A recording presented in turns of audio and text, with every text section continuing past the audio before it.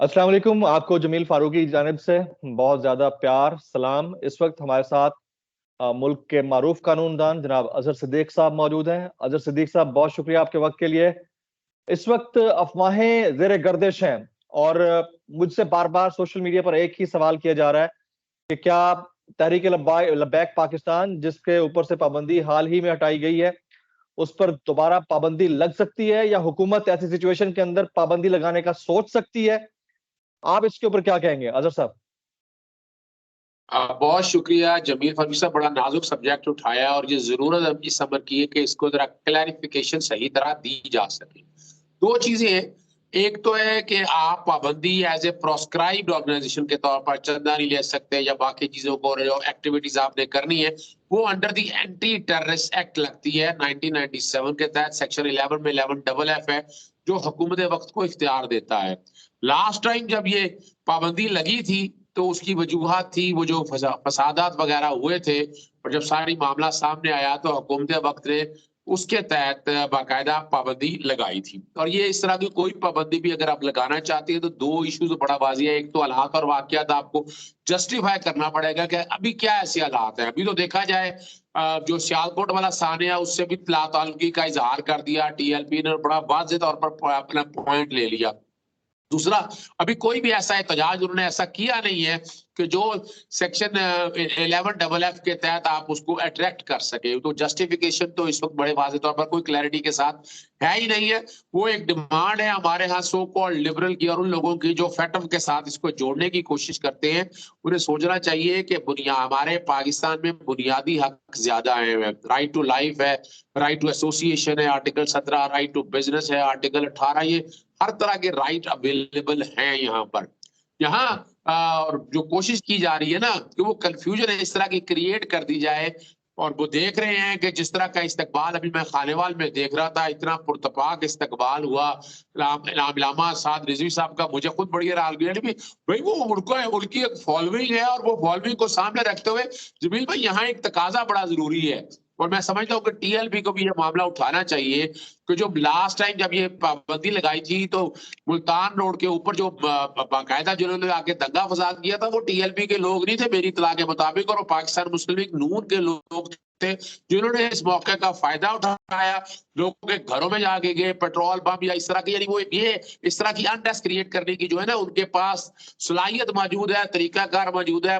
राना सनाउल्लाह ने एक पूरा प्लान एक बनाया हुआ था और आपको पता है उस नुक्ता नजर को लेकर वो चल रहे थे। तो यहाँ ये वाला मामले में भी मैं चाहूंगा कि तरीके लब्बैक पाकिस्तान को बड़ी क्लैरिटी के साथ बात करनी चाहिए कि वहां देखा जाए और लोग जो थे उनके साथ उनके लोग नहीं थे जिन्होंने, और इनकी तरफ से भी ये क्लैरिफिकेशन आ जानी चाहिए। अब एक सवाल जो बड़ा अहम है वो जरा बड़ा जरूरी है। दूसरा है तरीके लब्बैक पाकिस्तान का एक बतौर सियासी जमात पाबंदी, दोनों में बहुत फर्क है।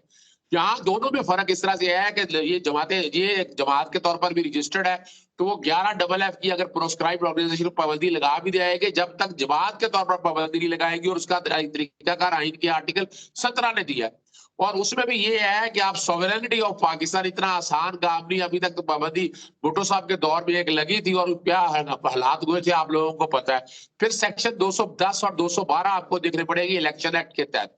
होगा ये कि अगर पाबंदी लगानी है तो वफाकी हुकूमत करेगी, वफाकी हुकूमत ने अगर एक्शन लेना है तो काबीना के साथ मुस्तफा इपेक्स का केस मौजूद है, वो बाकायदा एक डेक्लेरेशन देगी। जब वो डेक्लेरेशन देगी वो सुप्रीम कोर्ट में मामला जाएगा, सुप्रीम कोर्ट उस पर देखेगी कि वाकई जो पाबंदी लगाने जा रहे हैं क्या वो ठीक है, आईन और कानून के मुताबिक है। पहले ये देखा जाएगा, फिर जाएगा मामला इलेक्शन कमीशन के पास। इलेक्शन कमीशन फिर उस जमात को तहलील करेगी, सिर्फ पाबंदी का इशू नहीं है, तहलील करेगी। जब वो तहलील करेगी तो जितनी इनकी सीटें हैं वो सीटें अपनी जगह उन्हें छोड़नी पड़ेगी और ये जमात के तौर पर खत्म हो जाएगी। लेकिन ये काम इतना आसान नहीं है। अभी तक हमने देख लिया, हमने अंसारुल इस्लाम मौलाना फजलुर रहमान सबको देख लिया, किसी में कोई ऐसा एक्शन नहीं लिया। अजहर भाई, वही चीज हम देख रहे थे कि लास्ट टाइम भी जब पाबंदी लगाने की बात आई तो फेडरल कैबिनेट ने डिसीजन लिया, लेकिन जो एक रूल्स ऑफ बिजनेस के तहत खास टाइम फ्रेम होता है 15 दिन का, उस 15 दिन के अंदर उसे वो summary election commission of Pakistan के पास भेजनी होती है, जो बाद में फिर सुप्रीम कोर्ट में रेफरेंस दायर करता है खास टाइम के अंदर। उस टाइम को अवॉइड किया और 2 महीने के बाद भेजी गई, जो कि रूल्स ऑफ बिजनेस के ही अगेंस्ट है। तो इसका मतलब यह है कि गवर्नमेंट ये तो करना नहीं चाह रही थी, वो सिर्फ लिंगर ऑन करना चाह रही थी और वो हुआ हमारे सामने। लेकिन खुद हुकूमत के अंदर बहुत सारे लोग हैं, जिनमें एक फवाद चौधरी साहब भी हैं, जिन्होंने हाल ही में यानी 1 महीना पहले बयान दिया कि टीएलपी को इंडिया की फंडिंग हो रही है। अभी 2 दिन पहले उन्होंने बयान दिया कि अभी तक पता नहीं चल रहा कि टीएलपी को फंडिंग कहां से हो रही है। तो क्या ये कुछ लोगों की ख्वाहिश है कि इसको इस तरह एंगेज किया जाए या इमेज बनाया जाए कि किसी हद तक सोचा जाए कि इसके ऊपर पाबंदी लगनी चाहिए? एक सवाल ये। दूसरा सवाल मेरा ये है कि मुख्तलिफ सियासी जमातें अब लब्बैक या रसूलुल्लाह का नारा इस्तेमाल कर रही हैं। यानी पीपल्स पार्टी ने भी ये नारा लगाया, नून लीग ने भी अपने जलसों में ये नारा लगाया, तहरीक इंसाफ के जलसों में नारा लग रहा है, काफ लीग के जलसों में यही नारा लग रहा है। तो आने वाले जो इंतखाबात हैं, क्या वो रिलीजियस पॉलिटिको स्लोगन्स के ऊपर बेस्ड होंगे, जो सिचुएशन बनी हुई है? सिद्दीक भाई। देखिए, एक बात तो फारूकी साहब बड़ी क्लैरिटी के साथ हमें समझ जानी चाहिए कि हम मुसलमान हैं और आका दो जहां ज़ूर नबी करीम सल्लल्लाहु अलैहि वसल्लम की अताअत के बगैर और उनके सुन्नत के मुताबिक के खिलाफ तो हम जा ही नहीं सकते। और लब्बैक या रसूलुल्लाह ये मामला ऐसा है कि इसमें हम खामोश नहीं बैठ सकते। आप भी कहें, मैं मुझे भी कहेंगे तो मैं कौन इसका इनकारी है? सवाल नहीं पैदा होता। वो कोई ईमान से गया गुजरा ही होगा, या वो सो कॉल्ड लिबरल होगा, या ये खास तौर पर हमारी एक ये क्लास बैठी हुई है जो दैरिया के तौर पर काम करती है। वरना तो आपको पता है कि ये वो नारा है, आप जेहन में रख लीजिएगा कि जिसकी बुनियाद पर हमारा ये दीन कायम है। और इसके इस नारे पे अगर सियासी जमातें नहीं लगाएगी तो आपके सामने तीसरी बड़ी सियासी जमात के तौर पर आई है तहरीक लब्बैक पाकिस्तान। सिर्फ वजह क्या है कि उन्होंने ये एक स्लोगन ही, और ये स्लोगन पे हर एक को जान कुर्बान करने के लिए हर कोई तैयार बैठा हुआ है, तो पीछे हटने वाले नहीं है। जहां तक इनके अपनी तहरीके इंसाफ के हवाले से बात है, वहां भी आपको पता 2 धड़े हैं।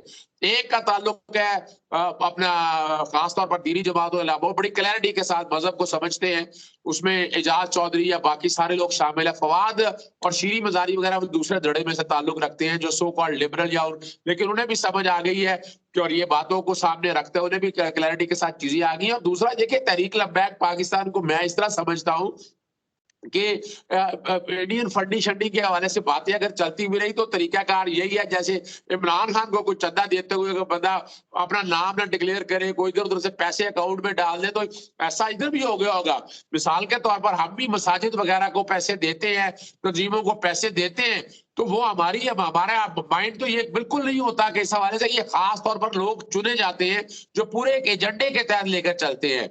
और यहाँ यही बात है, आप इमेजिन करें, उन्हें भी अंदाजा था, मिसाल के तौर पर मैं किसी एक्सचेंज पे पता चल जाएगा कि पाकिस्तान तहरीक इंसाफ जब इमर्ज कर रही थी ना, तो उस वक्त उनको भी चंदा देने वालों को तो पता नहीं था, हर कोई जो पैसे आ रहे थे दिए जा रहा था। अब उसने इस हद तक क्लैरिटी नहीं रखी होगी और उनमें वो लोग शामिल हो गए कि जिन्होंने कल ये इस बात को इस्तेमाल करना, और जो बाबर साहब है ना उनके, वो भी इस पाबंदी इसी नजरिए के तहत सामने आए और और आज भी उनका अगर आप टेलीफोन का डाटा वगैरह रिकॉर्ड सामने लगाएं तो तहरीक इंसाफ को समझ आ जाएगी कि वो भी एक प्लांटेड आदमी था। तो यहाँ भी तहरीक के अंदर हो सकता है कुछ ऐसे लोग मौजूद हो कि जो कल इसका कोई नाजायज फायदा उठाना चाहते हो, ध्यान रखना चाहिए। राइट। अच्छा, अब आपने खानेवाल में पार शो देख लिया तहरीक लब्बैक का, और इससे पहले हम मुसलसल देखते आ रहे हैं, खासतौर पर एक कारकुन, शहीद कारकुन के घर हाफिज साद रिजवी साहब गए तो उस वक्त उनका इस्तकबाल भी हमने देख लिया है। टीएलपी की प्रेजेंस आइंदा बाई इलेक्शंस में और जनरल इलेक्शन में, साद रिजवी साहब कहते हैं कि हम बादशाह गर होंगे, यानी हुकूमत बना ना पाए तो बनाने वालों में कलीदी किरदार अदा कर रहे होंगे। ये कितना इंपॉर्टेंट फैक्टर होगा नेक्स्ट जनरल और मुमकिन बाई इलेक्शंस का? अच्छा, देखिए, इसमें तो कोई शक नहीं है कि तहरीक लब्बैक पाकिस्तान के हवाले से मेरा पूरा कनेक्शन आ रहा है, शायद मेरा आ रहा है, मैं रोक रहा हूँ यहाँ। नहीं नहीं नहीं, आप बोले बोले, मैं कनेक्शन ठीक करने लगा हूँ, 1 मिनट। नहीं नहीं, ठीक है ठीक है अच्छा, ठीक है ठीक है, अच्छा, चल, कैरी ऑन कैरी ऑन।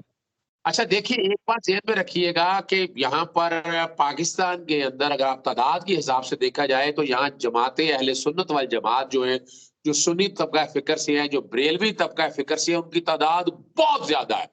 उसमें तो कोई शक नहीं है। अहले हदीस और बरेलवी का अगर नुक्ता नजर को देखा जाए तो बड़ी एक महदूद सी तादाद है, और वो जितने लोग इकट्ठे हो रहे हैं वो हो चुके हैं, या वो जमात इस्लामी के साथ है या जमीयत उलमा इस्लाम के साथ है, तो वो उनका जितना वोट बैंक है आप लोगों के सामने सारा आ चुका है।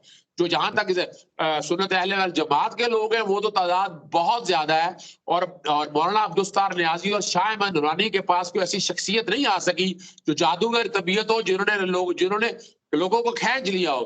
तो इलामा रिजवी साहब ने तो कम से कम ये काम किया, और उन्होंने आपके सामने उनका जनाजा अगर देख लिया जाए, वो तो मैं तो खुद हैरान हूं कि इतना बड़ा जनाजा तो मैंने अपनी लाइफ में कोई देखा नहीं है। ये तो रियलिटी है। तो वहां से चीजें अंदाजा हो सकता है कि तहरीक लबैक पाकिस्तान अगर बड़े ऑर्गेनाइज तरीके से लेकर चलेंगे तो ये थ्रेट होगी तमाम तीनों बड़ी सियासी जमातों के खिलाफ, पाकिस्तान पीपल्स पार्टी, पाकिस्तान मुस्लिम लीग नून और पीटीआई के अगेंस्ट, कि अगर वो इसको बड़े प्लानिंग के साथ एक बड़े तरीके से ये जरा जो एलिमेंट जो आ रहा है ये वाइब्रेंट और एक्सट्रीमिज्म के हवाले से, हालांकि जो बरेलवी तबका फिक्र है ना वो एक्सट्रीमिज्म पर यकीन नहीं रखता है, ये बड़ी रियलिटी की बात है।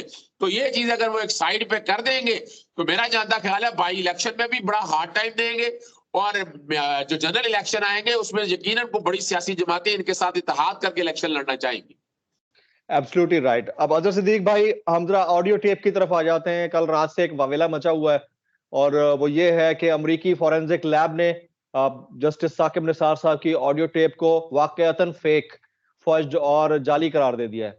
तो ये बहुत बड़ी डेवलपमेंट है। आपने भी कुछ अर्सा पहले ये चीज सामने रखी थी, और आप ही की फॉरेंसिक रिपोर्ट के मुताबिक आपने कहा था कि ये जाली है, जिसके ऊपर लोग यकीन नहीं कर रहे थे। मुझे ये बताइए कि कानून क्या कहता है, पाकिस्तान के कानून, जिसने ये प्रोपेगेट किया है, सबसे पहले जिसने ये लीक किया है, उसके बाद जिन जिन सियासी शख्सियात ने इस फेक फर्ज्ड ऑडियो के ऊपर बयानात दिए हैं, उनके खिलाफ कार्रवाई नहीं बनती? देखिए, आर्टिकल 19 में मादर पिदर आजादी की तो इजाजत नहीं है हमारे यहाँ। जो कि वजह है कि कानून जरा कमजोर है। Prevention of electronic crime act अगर देखा जाए तो वो इतना कमजोर है कि वो ऐसे लोगों को कैटर नहीं कर पा रहा, ऐसे लोगों को पकड़ नहीं पा रहा। ये एक रियलिटी के साथ है। पाकिस्तान पीनल कोड की कई प्रोविजन मौजूद है जिसमें जालसाजी, यानी ये तो बड़ा वाज़ेह तौर पर आ गया ना कि जोड़ तोड़ करके ये फौजदारी जुर्म है, इसमें मुकदमा बनता है 420, 68 और 71 का, और prevention of electronic crime act के तहत भी ये मुकदमा बनता है।